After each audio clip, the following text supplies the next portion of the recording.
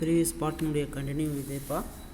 So saturated solution, unsaturated solution, super saturated solution இதெல்லாம் அந்த சொல்யூட்டை வச்சுக்கிட்டு அமௌண்ட் ஆஃப் சொல்யூட்டை வச்சுக்கிட்டு கிளாஸிஃபை பண்ணலாம் சொல்யூஷனை. அதில் ஃபஸ்ட் ஒன் சேச்சுரேட்டட் சொல்யூஷன்ஸ் அப்படின்னு சொல்கிறோம். ஸோ சேச்சுரேட்டட்னா என்ன சார் அப்படின்னா எ solution in which no more solute can be dissolved in a definite amount.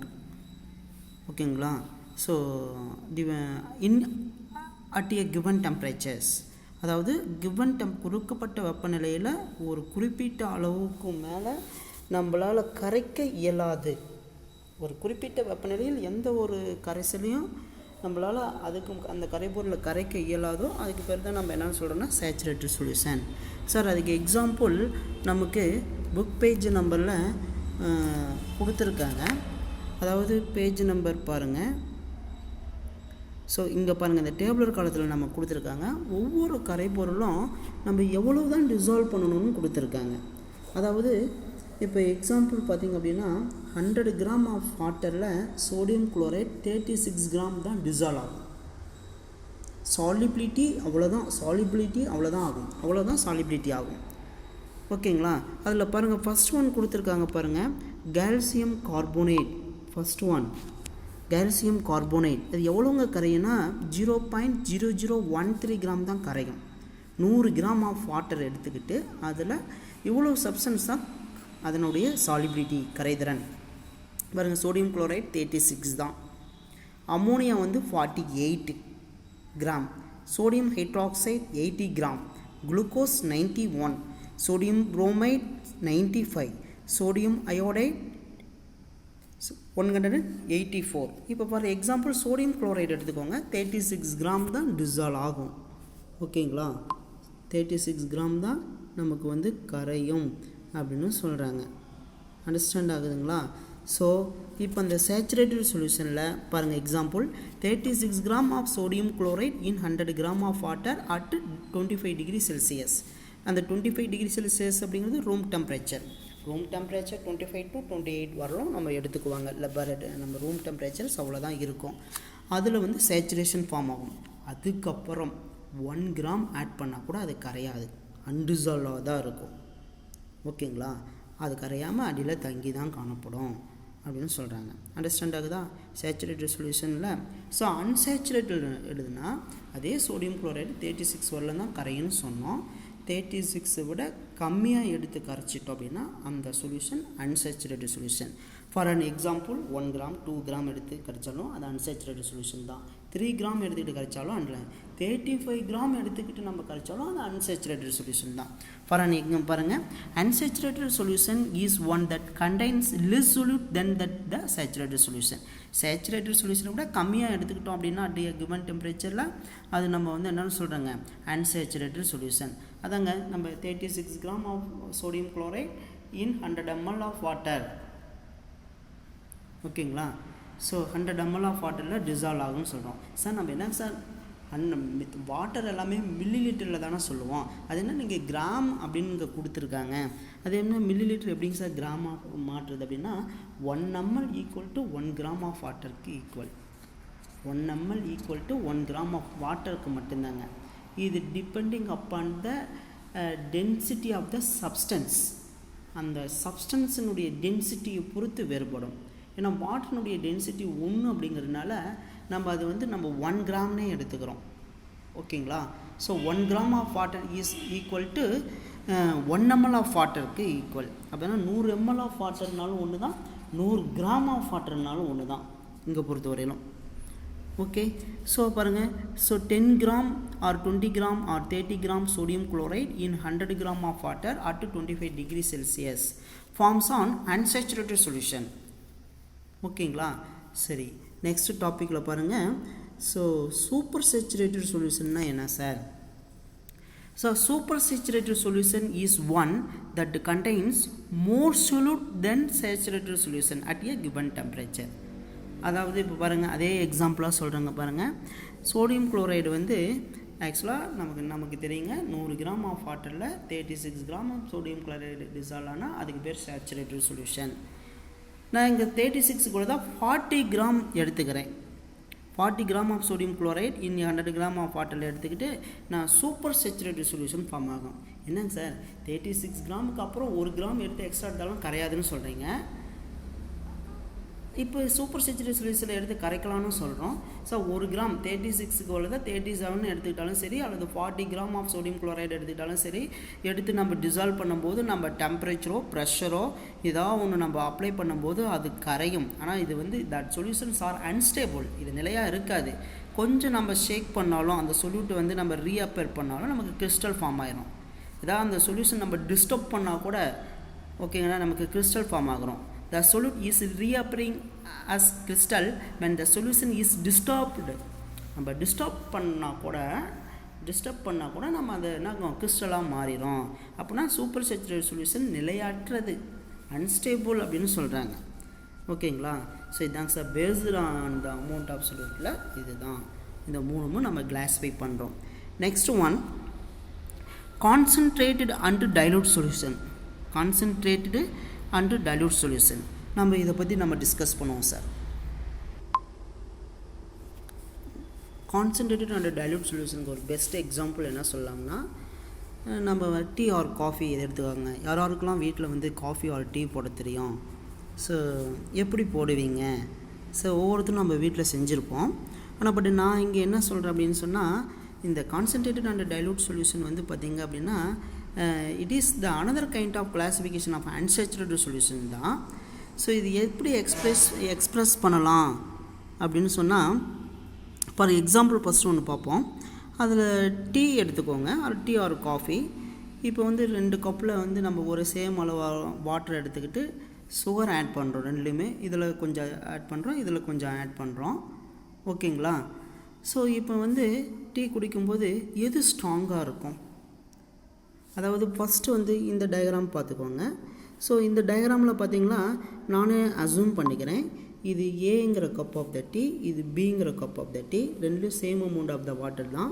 இதுலேயும் தூள் அதிகமாக, இதில் கொஞ்சம் தூள் அதிகமாக எக்ஸஸ் தூள் இதே வச்சுக்கோங்க, சுகரே வச்சுக்கோங்க. சுகர் எக்ஸஸாக ஆட் பண்ணுங்கள், இதில் ரொம்ப கம்மியாக ஆட் பண்ணுங்கள். ஓகேங்களா? இதில் எது வந்து நமக்கு வந்து ரொம்ப ஸ்ட்ராங்காக இருக்கும்? ஸோ ஏ தான் ஸ்ட்ராங்காக இருக்கும். ஸோ பி வந்து நம்ம என்ன இருக்கோம், கொஞ்சம் ஸ்ட்ராங்கெல்லாம் வீக்காக இருக்கும். பட் இதுதான் கெமிஸ்ட் சொல்கிறாங்க, would say that it is concentrated. That means solute ஹையராக இருந்துச்சு அப்படின்னு சொன்னால் அது கான்சன்ட்ரேட்டடு. சொல்யூட் வந்து அந்த சால்வெண்ட்டில் வந்து ரொம்ப கம்மியாக எடுத்துக்கிட்டு அப்படின்னா அதுக்கு பேர் டைலூட்டடு அப்படின்னு சொல்கிறோம். அண்டர்ஸ்டாண்ட் ஆகுதுங்களா? கான்சன்ட்ரேட்டடுக்கும் அந்த டைலூட்டடுக்கும். ஓகே, அந்த ஸ்ட்ராங்காக இருக்கிறது அப்படின்னு நம்ம சொல்கிறது தான் கெமிஸ்ட் வந்து கான்சன்ட்ரேட்டட் அப்படின்னு சொல்கிறாங்க. So when we compare two having same solute and solvent in a சொல்யூஷனில் ஸோ ரெண்டுமே எப்படி இருக்குது அப்படின்னு சொன்னால் ஒரே மாதிரியாக இருக்குது பட்சத்தில் அதில் one which contains higher amount of the solute but the given amount of a solvent. அந்த சால்வெண்ட்டில் வந்து ஒன்று அதிகமாக இருக்கும். ரெண்டும் சேமாக எடுத்துக்கோங்க. இல்லை அப்படின்னா அதில் ஏதாவது ஒன்று அதிகமாக இருக்குது, சொல்யூட் வந்து அதிகமாக இருக்குது எடுத்துக்கோங்க, இதுதான் பெஸ்ட்டு. சொல்யூட் வந்து அதிகமாக இருந்துச்சு அப்படின்னு சொன்னால் அதுக்கு பேர் கான்சன்ட்ரேட்டு. அதே கிவன் சால்வெண்ட்டில் சொல்யூட் வந்து ரொம்ப கம்மியாக இருந்துச்சுன்னா அதுக்கு பேர் டைலூட்டட் அப்படின்னு சொல்கிறோம். ஸோ த சிஸ்டமேட்டிக்லி ரெப்ரசன்டட் தான் நமக்கு புக்கில் கொடுத்துருக்காங்க. அதனுடைய டயக்ராம் ரொம்ப சிம்பிளாக இருக்குது.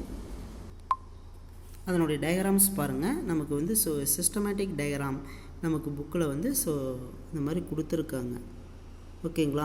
பர் டைலூட் சொல்யூஷனுக்கு ஸோ கான்சன்ட்ரேட்டட் சொல்யூஷனில் எப்படி இருக்குது, டைலூட் சொல்யூஷனில் பார்ட்டிகல்ஸ் வந்து ரொம்ப கொஞ்சம் தூரமாக இருக்கிற மாதிரி, கொஞ்சம் கேப் விட்டு இருக்கிற மாதிரி இருக்கும். பட் இங்கே வந்து பார்த்திங்க அப்படின்னா அதை விட இப்படி கம்பேர் பண்ணுங்கள், இதுக்கும் என்ன வித்தியாசம் அப்படின்னு சொன்னால், ஸோ இந்த பீக்கரில் சொல்யூட் வந்து ரொம்ப கம்மியாக இருக்கும்.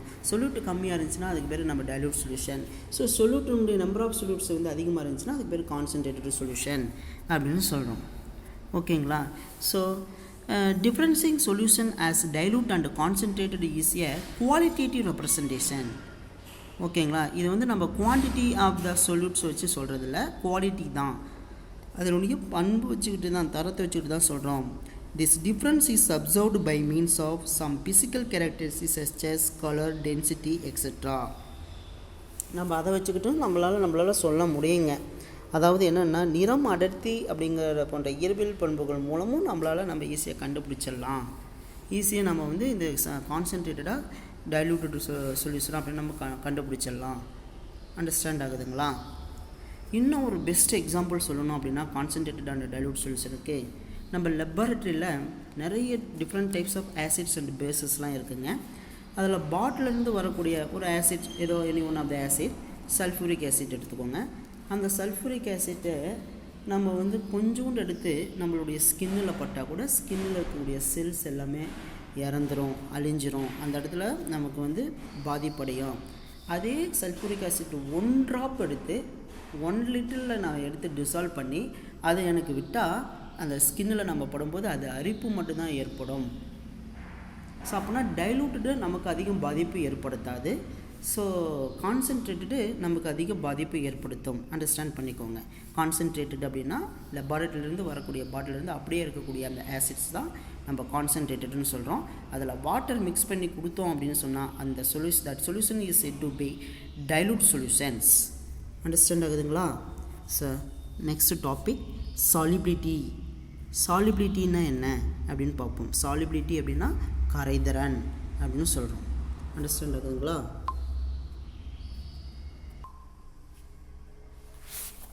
ஸோ சாலிபிலிட்டி பற்றி நமக்கு தெரியும். So solubility is a measure of how much of solute can be dissolved in a specific amount of solvent. ஒரு ஸ்பெசிஃபிக் அமௌண்ட் ஆஃப் சால்வெண்ட்டில் எவ்வளோ சொல்யூட் வந்து கரையுது அப்படிங்கிறத நம்ம அளக்கிறதுக்கு பேர் தான் நம்ம solubility. So and another way solubility பற்றி நம்ம வேறு விதமாகவும் நம்ம சொல்லலாம். Solubility is defined as the number of grams of solute that can be dissolved in a 100 gram of a solvent to form its saturation at a given temperature. ஓகேங்களா? Temperature and pressure அதுதான் நம்ம சொல்கிறோம். So ஒரு குறிப்பிட்ட வெப்பம் அல்லது அழுத்த நிலையில் ஒரு குறிப்பிட்ட வெப்பநிலை மற்றும் அழுத்தத்தில் 100 கிராம் கரைப்பானில் எவ்வளவு சேச்சுரேட்டட் சொல்யூஷன் கரைஞ்சி எனக்கு எவ்வளவு சேச்சுரேட்டட் சொல்யூஷன் ஃபார்ம் ஆகுது அதுதான் நம்ம சாலிபிலிட்டி. ஃபார் எக்ஸாம்பிள் 25 டிகிரி செல்சியஸில் 100 கிராம் வாட்டரில் 36 கிராம் சோடியம் குளோரைடு கரைந்து நமக்கு சேச்சுரேஷன் ஃபார்ம் ஆகுது. ஏற்கனவே பார்த்து அந்த டேபிள் காலம் புக்கில் அதுதான் நம்ம பார்க்குறோம். ஏற்கனவே பார்த்துருக்கோம் 100 கிராம் கரைப்பானில் எவ்வளோ நமக்கு வந்து சாலிபிள் ஆகுது. தட் மீன்ஸ் என்ன சொல்கிறாங்க அப்படின்னு சொன்னால், so the number of gram of a solute that can be dissolved in 100 gram of solvent, 100 gram of சால்வெண்ட்டில் எவ்வளோ டிசால்வ் ஆகுது அதுதான் அதனுடைய சாலிபிலிட்டி. நமக்கு புக்கில் வந்து நம்ம ஏற்கனவே எவ்வளோ கரையுது அப்படின்னு சொல்லி ஒரு டேபிள் காலம் பற்றி பார்ப்போம்.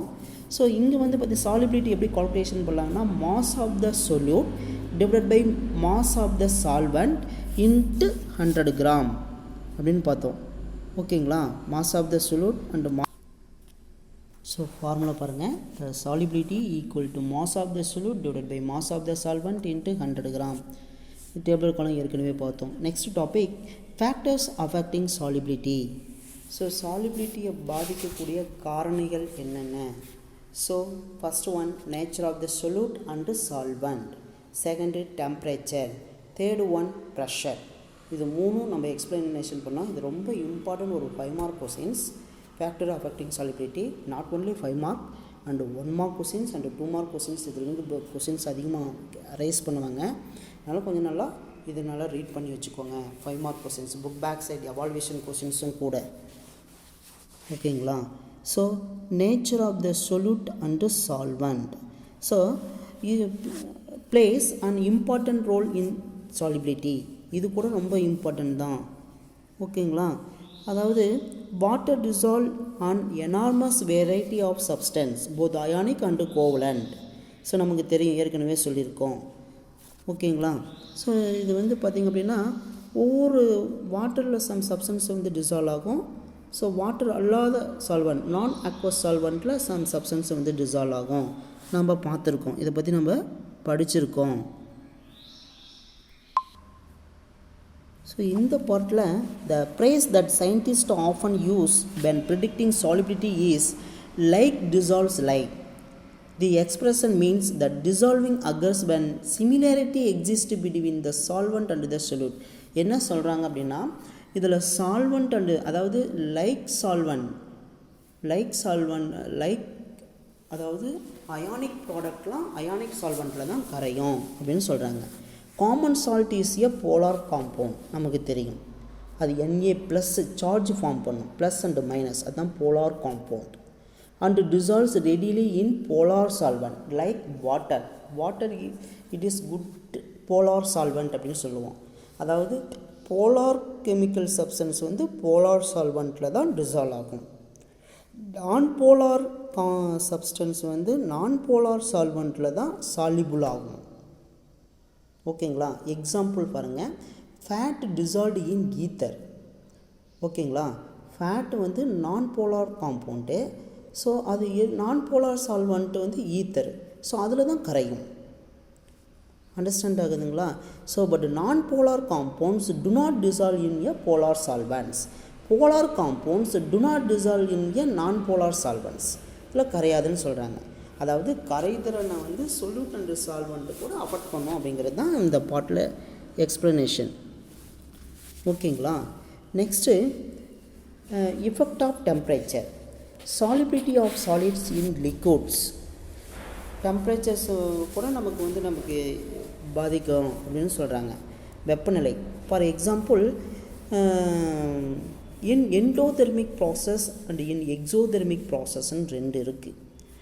எண்டோ அப்படின்னு சொன்னால் ஹீட்டு வந்து என்ன பண்ணோம்னா அப்சர்வ் பண்ணிக்கும். ஓகேங்களா? சுண்ணாம்புக்கள் எடுத்து வாட்டரில் ஆட் பண்ணால் நமக்கு அது வந்து சைடில் டச் பண்ணும்போது ஹீட் ப்ரொடியூஸ் ஆகும். ஓகேங்களா? அது வந்து எக்ஸோதெர்மிக் ஹீட் எவால்வ் ஆச்சுன்னா எக்ஸோதெர்மிக், ஹீட் அப்சர்வ் ஆச்சுன்னா எண்டோதெர்மிக். குளுக்கோஸ் எடுத்து நம்ம நாக்கில் வைக்கும்போது நமக்கு ஒரு ஜில்லுன்னு உணர்றோம் இல்லையா? அப்படின்னா என்ன ஆகுது, அந்த இடத்துல இருக்கிற ஹீட் எல்லாமே என்ன பண்ணிக்குது, அப்சர்வ் பண்ணிக்குது. அதனால தான் நமக்கு அந்த குளிர்ச்சி உண்டாக்குகிறது. அது வந்து எண்டோதெர்மிக் அப்படின்னு சொல்கிறோம். அண்டர்ஸ்டாண்ட் ஆகுதுங்களா? So solubility of solids in liquidல பாருங்கள், generally solubility of a solid solute in a liquid solvent increase with the increase in temperature. For an example, greater amount of a sugar will dissolve in warm water than in cold water. குளிர்ந்த நீரில் விட சூடான நீரில் sugar வந்து எளிதாக கரைகிறது. ஓகேங்களா? அப்படின்னா so endothermic process வெப்பம் உட்கொள்ளும் முறைகளில் solubility increases with increases temperature. வெப்பநிலை அதிகரிக்கும் போது கரைதிறனும் அதிகரிக்கிறது அப்படின்னு சொல்கிறாங்க எண்டோதெர்மிக் ப்ராசஸில். பட் எக்ஸோதெர்மிக் ப்ராசஸில் so solubility decreases with increase in temperatures அப்படின்னு சொல்கிறோம். வெப்பநிலை அதிகமாகும் போது சாலிபிலிட்டி வந்து குறையுது எக்ஸோதெர்மிக் ப்ராசஸில். ஓகேங்களா? ரொம்ப இம்பார்ட்டன்ட் பார்ட்டு சார், இது 1 மார்க்ஸில் வரும். Solubility of gases in liquid, திரவத்தில் வாயுக்களின் கரைதிறன் அப்படின்னு சொல்கிறோம். Do you know why it is a bubbling when water is boiled? நம்ம வந்து நீரை நல்லா வெப்பப்படுத்தும் போது குமிழிகள் வரும், நமக்கு தெரியும் நல்லாவே. ஏன் அப்படின்னு நம்ம யோசிச்சது உண்டா? ஸோ என்ன ஆகுது அப்படின்னா அந்த லிக்விட் வெப்பநிலை வந்து அதிகரிக்கும் போது அந்த கேஸஸ் வந்து இந்த சாலிபிலிட்டி ஆஃப் த கேஸஸ் வந்து டிக்ரீசஸ் ஆயிரும், குறைஞ்சிரும். ஆகையால் தான் அதனால தான் ஆக்சிஜன் வந்து குமிழிகளாக வெளியேறுது அப்படின்னு சொல்கிறாங்க, பபுள்ஸாக வெளியேறுது. அது வெளியேறுவதற்கு காரணம் அதுதான் அப்படின்னு சொல்கிறாங்க. Solubility of gas in liquid decreases with increase in temperatures. Generally water contains dissolved oxygen. Water contains dissolved oxygen, நமக்கு தெரியும். So when water is boiled, the solubility of the oxygen in water decreases. வெப்பநிலை அதிகரிக்கும் போது நமக்கு oxygen வந்து குமிழிகளாக நமக்கு வெளியேறும், அந்த வாயுக்களின் கரைதிறன் குறையும், அதுதான் சொல்கிறாங்க. ஓகேங்களா? Okay. So oxygen escape in the form of bubbles. அது எப்படி வந்து வெளியே எஸ்கேப் ஆகும்னா ஆக்சிஜன் வந்து ஸோ பபுள்ஸாக தான் எஸ்கேப் ஆகும். அதே மாதிரி அக்வாட்டிக் அனிமல்ஸ் ஃபிஷ்லாம் எடுத்துக்கோ. Example any one of the aquatic animals life more in cold region. நமக்கு தெரியும் குளிர் பிரதேசங்கள்லாம் நீர்வாழ் உயிரினங்கள் அதிகமாக வாழ்வதற்கு என்ன காரணம் அப்படின்னு சொன்னால், அங்கே more amount of the dissolved oxygen is present in the water of cold ரீஜனில் அதிகமாக வந்து ஆக்சிஜன் வந்து கரைஞ்சிருக்கு. ஸோ வெப்பநிலை கம்மியாச்சுன்னா கூட நமக்கு the solubility of oxygen in water is மோராக இருக்கும். ஓகேங்களா? வெப்பநிலை குறையும் போது கூட அந்த ஆக்சிஜன் கரைதிறன் அதிகமாக இருக்கும். அதனால தான் அவங்க வந்து குளிர் பிரதேசங்களில் நீர்வாழ் உயிரினங்கள் அதிகமாக வாழ்கின்றன. அது வாழ்வதற்கு காரணம் அதுதான். ஓகேங்களா? ஸோ லோ டெம்பரேச்சர்ஸில் solubility of oxygen in water is மோராக இருக்கும். ஓகேங்களா?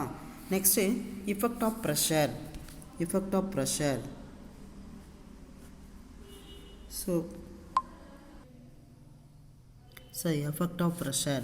effect of pressure is observed only in the case of solubility of a gas in a liquid. So when the pressure is increased, the solubility of a gas in a liquid increases. இதுக்கு எக்ஸாம்பிளாக நம்ம soft drinks பார்த்துருப்போம். நம்ம கடையில் வாங்கி குடிக்கிற குளிர்பானங்கள்லாம் தான். அதில் கேஸ் வந்து உள்ளே கரைஞ்சிருக்கும். நம்ம பாட்டில் ஓப்பன் பண்ணும்போது அந்த லிக்விடு கூட கேஸ் வரும். ஃபஸ்ட்டு கொஞ்சம் ஸ்லோவாக ஓப்பன் பண்ணோம், கேஸ் ஃபஸ்ட்டு ரிமூவ் பண்ணுவதற்காக. அப்புறம் தான் ஃபஸ்ட் எடுத்தோன்னா ஃபுல்லாக ஓப்பன் பண்ணும்போது அந்த கேஸ் கூட அந்த லிக்விடும் எல்லாம் வெளியில் வந்துடும். அப்புறம் பாட்டில் எதுவுமே இருக்காது. ஓகேங்களா? இதுதான் காரணம். So household cleaner containing aqueous solution of ammonia, formalin aqueous solution of formaldehyde. Formalin அப்படிங்கிற சொல்யூஷன் இது எங்கே அப்படின்னா அந்த பதப்படுத்துறதில் பயன்படுத்துவாங்க. பொருட்களை வந்து பதப்படுத்துறதில் யூஸ் பண்ணுறாங்க. அதாவது என்ன? So main concept, when the pressure is increase, அழுத்தம் அதிகரிக்கும் போது உனக்கு அந்த திரவத்தில் வந்து சாலிபிலிட்டி வந்து அதிகமாகும், அந்த கேஸ் வந்து அதிகமாகும். So when the pressure is increased, the solubility of a gas in liquid increases. That's all. So இதுதான் ஹென்ரிஸ் அப்படிங்கிறவர் சொல்கிறாரு. So the pressure on the solubility of a gas in liquid is given by Henry's law. அவர் என்ன சொல்கிறாருன்னா, the solubility of a gas in a liquid is directly proportional to the pressure of the gas over the solution at a definite temperatures அப்படின்னு சொல்கிறாரு. அதாவது அழுத்தம் அதிகரிப்பு வாயுக்களின் கரைதிறன்மை அதிகரிக்கும் ஒரு குறிப்பிட்ட வெப்பநிலையில் ஒரு குறிப்பிட்ட பருமனளவில் கரைந்துள்ள வாயுவின் நிறை அதன் மீது இருக்கக்கூடிய அழுத்தத்திற்கு டைரக்ட்லி ப்ரொபோர்ஷனலாக இருக்கும்னு சொல்கிறாங்க. ஓகேங்களா? ஸோ அதான் சொல்கிறாங்க, the solubility of a gas in a liquid, ஒரு திரவத்தில் ஒரு வாயுவினுடைய கரைதிறன் ஸோ அந்த ஒரு பர்டிகுலர் டெம்பரேச்சர்ஸில் ப்ரெஷரில் எவ்வளோ கேஸ் வந்து அந்த சொல்யூஷனில் வந்து இருக்குது, டைரக்ட்லி ப்ரொபோர்ஷனலாக இருக்குது அப்படின்னு சொல்கிறாரு. ஓகேங்களா? இன்னும் உங்களுக்கு என்ன நல்லா சொல்லணும் அப்படின்னா, ஸோ ஒரு குறிப்பிட்ட வெப்பநிலையில் ஒரு குறிப்பிட்ட பருமனளவு நீரில் கரைந்துள்ள வாயுவின் நிறை அதன் மீது செலுத்தப்பட்ட அழுத்தத்திற்கு நேர்விகித பொருத்த முடியாது அப்படின்னு சொல்கிறோம். அண்டர்ஸ்டாண்ட் ஆகுதுங்களா? அதுதான் உங்களுக்கு இந்த பிக்சர்ஸில் டயக்ராமில் காட்டியிருக்காங்க.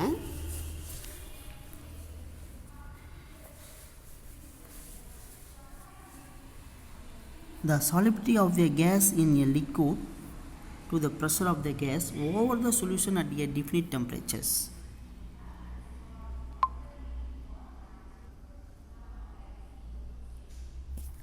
So state Henry's law அப்படின்னா என்ன அப்படின்னா, the solubility of a gas in a liquid is directly proportional to the pressure of the gas over the solution at a definite temperature அப்படின்னு நம்ம சொல்கிறோம். ஓகேங்களா? ஸோ தட்ஸ் ஆல்ப்பா. இந்த பாட்டு வந்து ஸோ இது வரல இருக்கணும். மீதி நெக்ஸ்ட்டில் வந்து கான்சன்ட்ரேஷன் ஆஃப் சொல்யூஷன் நெக்ஸ்ட் பார்ட்டில் பற்றி பார்ப்போம். Thank you students.